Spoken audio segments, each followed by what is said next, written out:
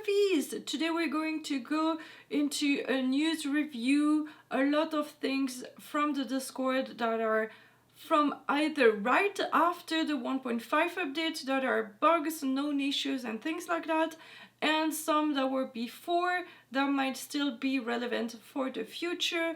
But in the meantime, there must still be things that has been said after this review that are still relevant, and I'll talk in a future update, but as of now this is what we've known about the 1.5 update and their issues that it might be. Let's go. Oh, first of all, let's talk about a new article on GameIndustry.biz, and the title is called Powering Hello Kitty's Rise to the Top Flight of Mobile. How kindness, collaboration, and technological prowess saw Sanrio's most famed mascot take Arcade Game of the Year at the Apple Store Awards. And it was released on February 8th. Hello Kitty Island Adventure is doing a lot of remarkable work to disprove a dated prejudice about kids' game based on licensed brand. It may no longer be remotely fair or accurate, but some still default to assuming that such games are somehow less creatively credible, innovative, or technologically ambitious than equivalent works conceived for an older audience. Like always, I will only talk about the most important part of this article, and I will link it in the description so you can go read the rest for yourself. Also, then they talk about that they have 2 nominations for the 27th Annual DICE Award in the Family and Mobile categories, and it carries a 89% Metacritic score, reaching a rating few mobile or licensed kids game ever achieved. At Sunblink, we like to say we make kind, collaborative and imaginative games, offered Chelsea Howe, Chief Product Officer at Sunblink. That was part of the spirit that attracted me to the company, because you see that kindness and collaborative approach within a team as much as in the game. Kindness also shows in the generosity with which we give players content. We're not here to make tightly tuned free-to-play game that constantly prompt you to pay more or grind. We give our player a place to play together and be curious and set them free to explore and make it their own. And that comes from the team in the studio too. I don't think we could make a clone game if our life depends on it. Then they talk a lot about software and the technology they use behind it, but I'll let you finish reading by yourself. Now let's go to Discord. This might be a little bit far because we already finished the Hugs and Hearts event, but Chelsea explains why we actually got only 1 love bug a day. The 1 love bug per day was actually because we were worried about stressing folks out. Since this event was going to be happening at the same time as the Luck and Lantern event, we didn't want folks to load up the game and be like, gosh, now I have to collect 7 pills, do 4 dailies and catch 5 love bugs, especially since critters take some time to appear if you scare them off. That was our intent, but of course we'll have feedback as we continue to iterate and try new things with events.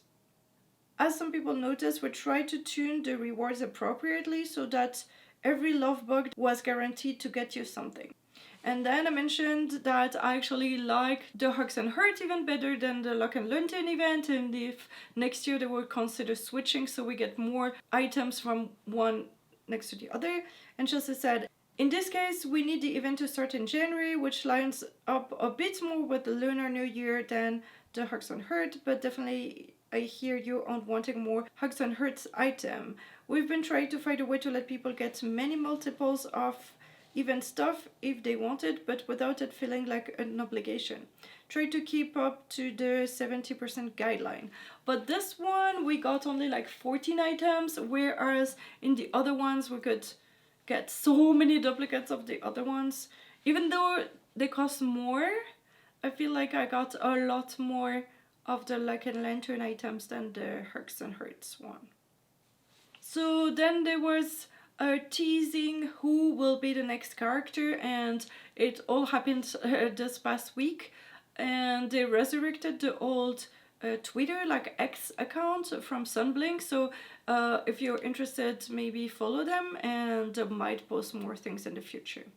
So Meave did a whole post about the multiplayer level 15, and this is what you can get. So the level 15 of multiplayer lets you and your friend collect whatever the other friend collects also and get it.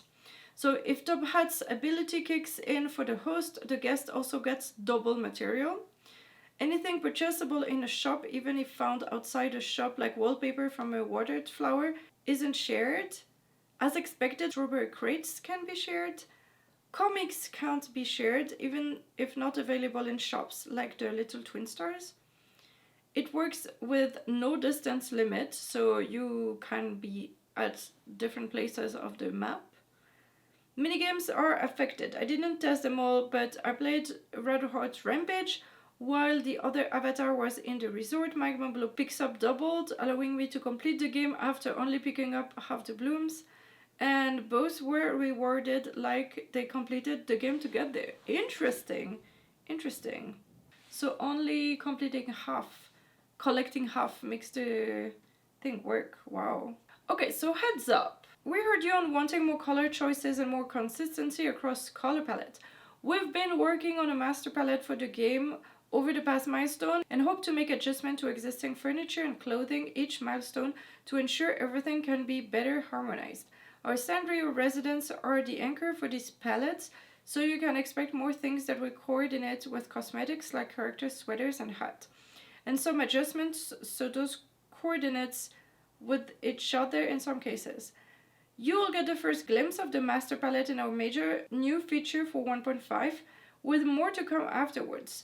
As always, we loved feedback, and thanks to everyone who shared their thought and feeling on furniture customization and clothing coordination so far. Honestly, I'm not sure what is the major new feature in 1.5. Is it the flower coordination?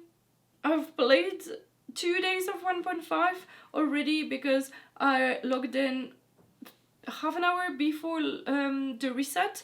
So on the quests, I'm on day 2 of some quests. And I did not see anything. I looked at the die thing and I'm not sure. And let me just check in the game. Also, I wanted to see if the furniture customization had any changes. Okay, we did not get any new furniture sets to be customizable, and I don't see any changes on the colors and everything that we have in the furniture customization. And let me just check the clothing. I don't know if the clothing itself are supposed to have different tones or anything, but to be honest, I did not notice anything, so maybe more to that later. Okay, now you know we have a channel called Wild Speculation, and Chelsea said the best part about this channel is that we do have a major conspiracy in the core game story if you look for it, yet folks have for the most part focused on an entirely different aspect. There is about a conspiracy that none of the crazy people like Leslie and the gang have thought of, and they are focused on a totally different conspiracy. So this is so interesting. I want to know what it is now. Just as said, we've had a ticket to put multiple items on a mannequin, and every release a few of us decorators fight for it, but it's been rockadoodled. So you've heard about the rockadoodler game that's been pushed since the 1.1 update to the 1.4 update. So I guess this is a term now. Rockadoodled when it's pushed to soon TM or later. Lil Mad asked, is the Fish Fountain no longer taking the mermaid figure? And Chelsea said, it doesn't give you any bonus, so it's a big waste of resources. We didn't want folks to be disappointed. Okay, so it's good to know. So you may have noticed that we got 5 copies of the dragon head on the last day of the calendar for the second part, and finally is 7 days of one item of the costume, and so that means that you can dye them in all the different colors that you want. Chelsea said, because you all wanted multiple copies of dyeable stuff, so we changed it last minute. Ask and you shall receive, my community dudes. So this is awesome because we've been complaining that we could not get all the possible colors, and now they made a way of having dyeable legendary yellow gold items. So this is the first one that we can dye, and I'm very excited. If you know why we got 2 of these though, I'm really curious too though. Out of Pocket Jen says, hi, is all the testing done in-house for QC, or do you have a subset of users that test the game as well before a release? And just as said, we have both in-house and external QA, but we don't have the time to do something like beta tests with players given the pace of our updates yet. Well, actually, they have been doing like 4 to 5 weeks crazy updates now, so I totally understand that they don't have time for that.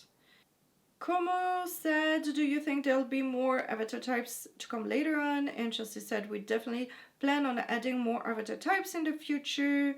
I'm wondering if the people starting playing from the start will keep their avatar like from the bunnies. We all switched to bunny because it was fun, and then most of the people I know went back to the avatar they had before because it was them and the bunny was not them, and so maybe this is only for the new players that will switch to the new avatar. I'm not sure. Also, now a few people have been on multiplayer level 15 with somebody else. I'm not. I think with Mitsu we are 13, 12, something like that. And Chelsea said more multiplayer levels are coming in future updates. So I don't know if this update already, but we are catching up. I think because of my injury and also before, I think we lost at least 4 weeks with Mitsu not playing at all together, so we need to go back. Ectopy, who is actually Nita, persona non grata on my channel, says she's so sick of having to interact with Top Hat big challenges and Kuromi that keep going back in the basement library, and Chelsea said the number of times we've implemented fixes for this is many. It's still a bug that they're showing up in there, and this was before the update, and now I think they're still after the update also. So the trailer hasn't been approved by Sanrio yet, so we can't post it. As of today, I've played the update and we have not seen the trailer yet, so I think they have such a short time frame for the update that they don't even have the time to get the answer from Sanrio on the trailer. That's a bit sad, because I think that having the announcement, usually at least we get the announcement text in the Discord, and it's mostly the same thing as what's new in the Apple Arcade Apple Store, but usually we have something to look forward. But lately we've been having the trailer very late, but if in the future they take more time for the next update and we can have the trailer before and the announcement before, it's really cooler because we can ramp up the expectation, I guess. So the things that are supposed to be here in 1.5 or 1.6. Most cabin stuff got moved to 1.6. Visitors still won't strain your setup though, because they are in a new biome or not specific, I guess. Inventory had some small improvements that we hope make a noticeable difference, but the larger overhaul is coming later. To be honest, I'm not sure if I noticed anything in the inventory. The big potatoes of 1.5 do indeed involve placing things on the ground to grow. So we thought farming and vegetables, but apparently it's not potatoes that we're planting but flowers, but still it's appropriate. Let me check if Daniel's bonus requirements got in, and I'm not sure if it did because I have him already. Some caveat that will be detailed out a bit more in the official announcement that we still did not get, I guess. The potatoes were so big we had to spread them out across 2 updates. This means that our new friend is also spread across 2 updates in a way. This is not ideal as a player or for us devs, but wound up being the best option we had. The potatoes are still very pretty. And then Rai said, would this be like how Kiki and Lala's max level were increased later on? And Chelsea said, yep, though we handled it differently this time around. No idea what this means. So those are the new things since the update. You may have noticed that we got new beads in the start of the update. Kawaii comes with us with new friendship beads. And Chelsea said you get beads based on the number of multi-week multiplayer friendship you have and what week you're on with those friends. The idea is that maintaining a friendship over many weeks takes a lot of effort, and you should get enough beads to reflect that, versus getting lots of single beads from trades and whatnot. So please enjoy your beads, O keepers of long-term friendship. May you never lack event furniture again. And Kawaii was giving only one bead for advanced friendship levels. That was unintended. We just didn't tell anyone. Are Pom Pom parents coming this week? And are Nuts and Coco available to come anytime? Sorry for all the questions. And Pom Pom parents should come this week because they've been announced at the start of the week, but they are not written as traveling, so there might be a bug here. And the Cafe Cinnamon friends are all on a rotation, so Coco and Nuts will not be traveling this weekend, but later on. And Chelsea said, feel free to plant your seeds. By the way, they are one of the daily pickups in Merry Meadow. So I guess we should pick up the seeds. Also, you should ask friends. I think only the Null was able to pick up the seeds or something like that. So definitely you should ask someone, the Null or the friends, to pick up your seed for you. Because I think we could get more from outside of from the region that we could not get. You can collect them, and so now I think that the Nulls can also collect the things like the moon cheese and the starfruit. So especially if you only have one part of Cloud Island or even none, maybe you can already collect that, so that's very good for you and you can start collecting them.